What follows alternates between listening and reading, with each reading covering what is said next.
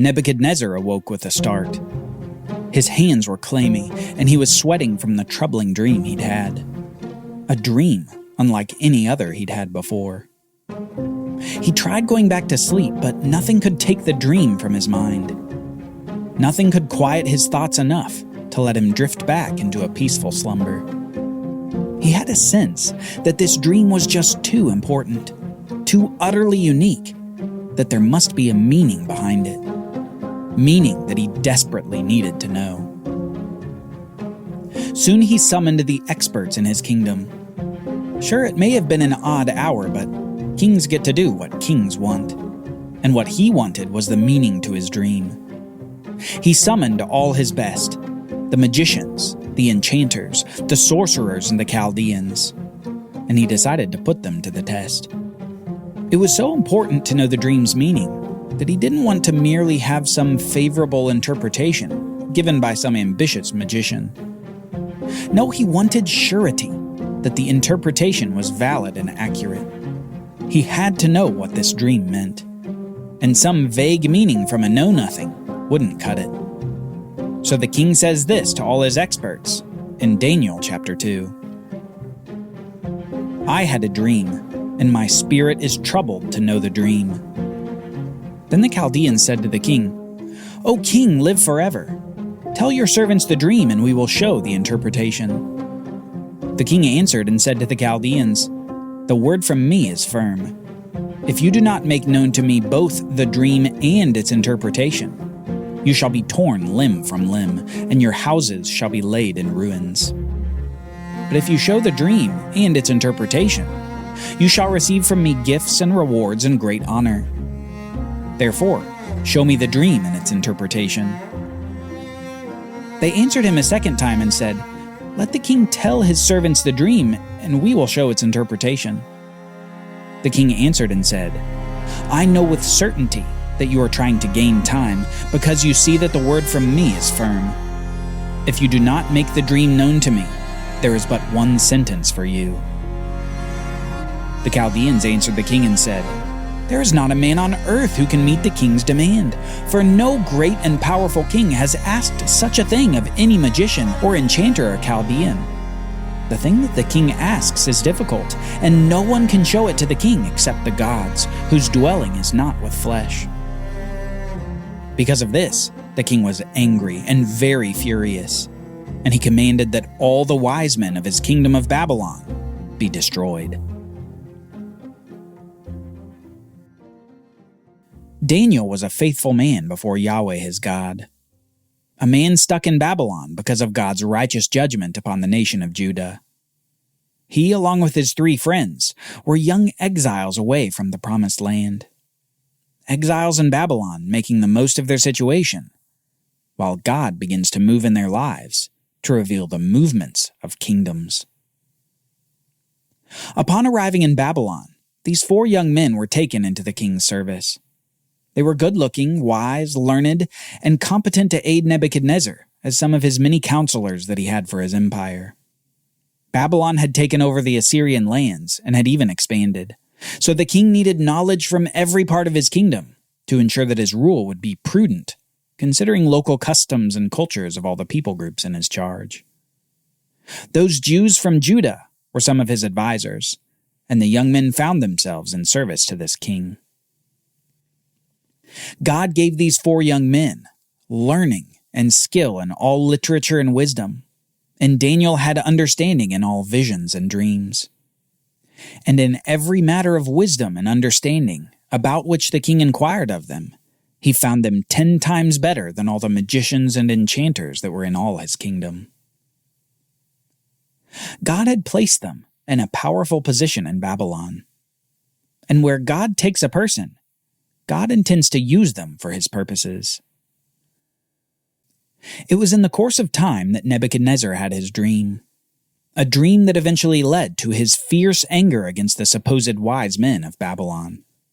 Since they couldn't tell him the dream, and they couldn't interpret that same dream, they would be condemned to death.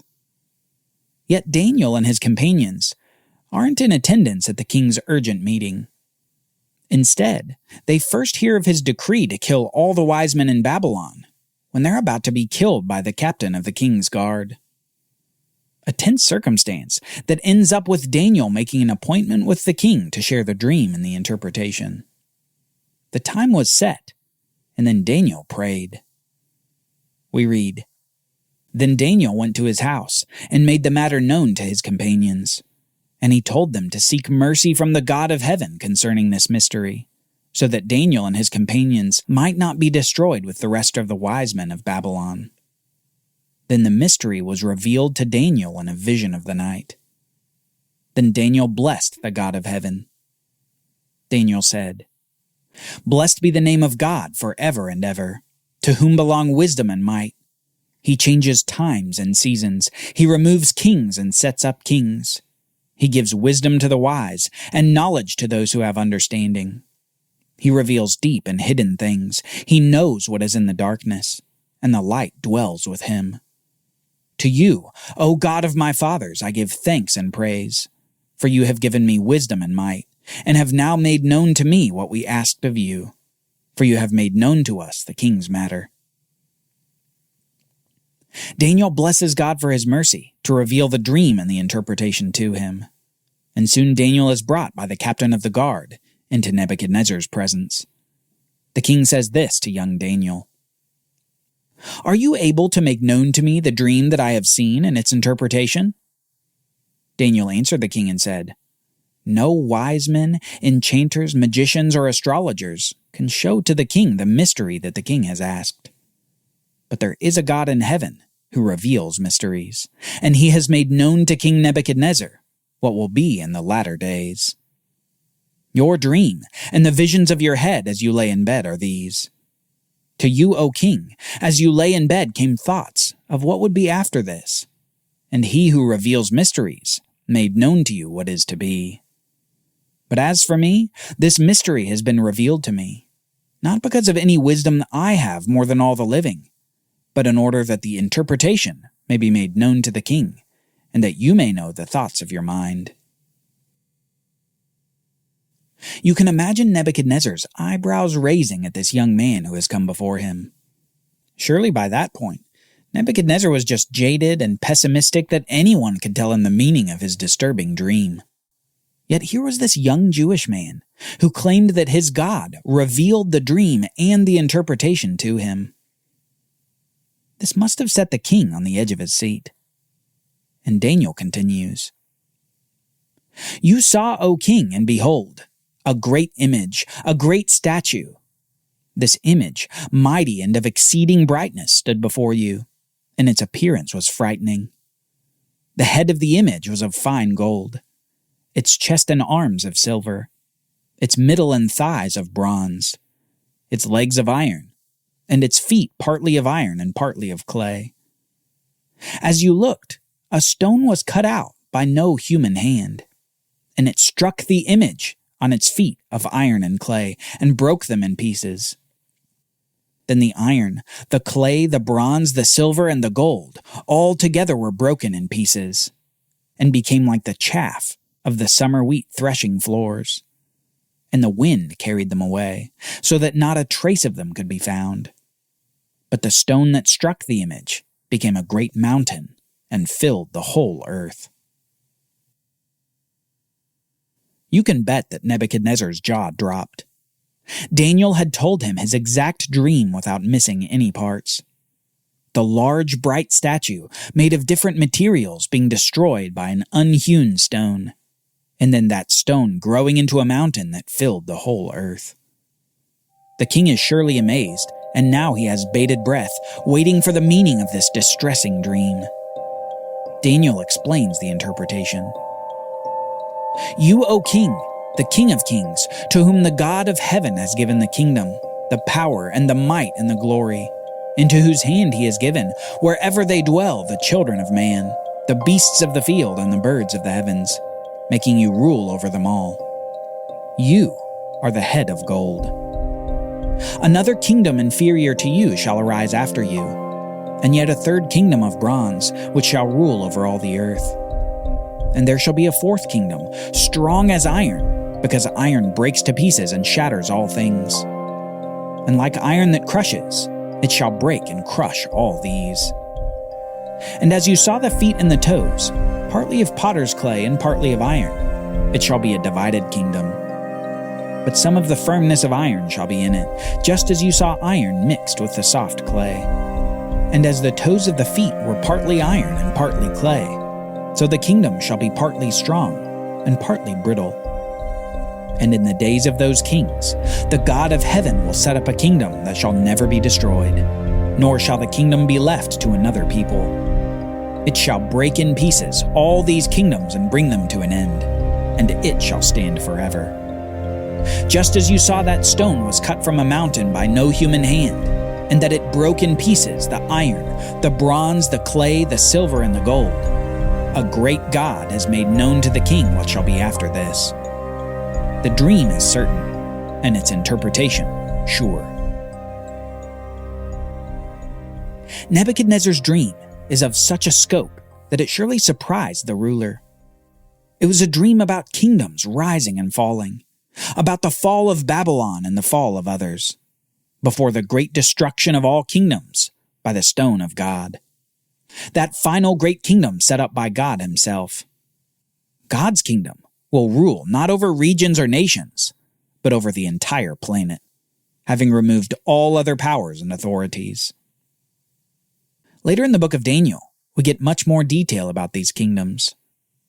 We learn that starting with Babylon, there will be 4 kingdoms, followed by a 5th and final kingdom.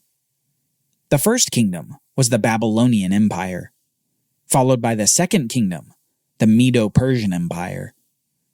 The Medo-Persian Empire is followed by the third kingdom, which is the Greek Empire that famously conquered the world, led by Alexander the Great.